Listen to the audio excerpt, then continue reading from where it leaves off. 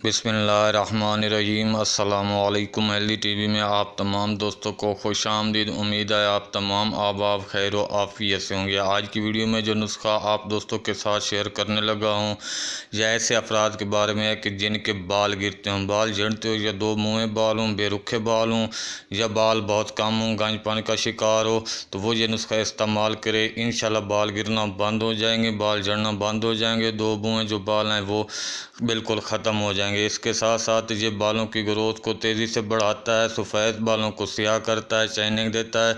बिल्कुल आसान सा नुस्खा है, सस्ता नुस्खा है। हर तरह की जल्द वाले इस नुस्खे को इस्तेमाल कर सकते हैं। तो नुस्खा बताने के साथ साथ आप दोस्तों से गुजारिश है कि अगर आपने हमारे चैनल को सब्सक्राइब नहीं किया तो सेहतमंद रहने के लिए हेल्दी टीवी को सब्सक्राइब ज़रूर कर दें। आंवला 100 ग्राम, सिकाकाई 100 ग्राम, रेठा 100 ग्राम, पानी 1000 ग्राम, सरसों का तेल 500 ग्राम।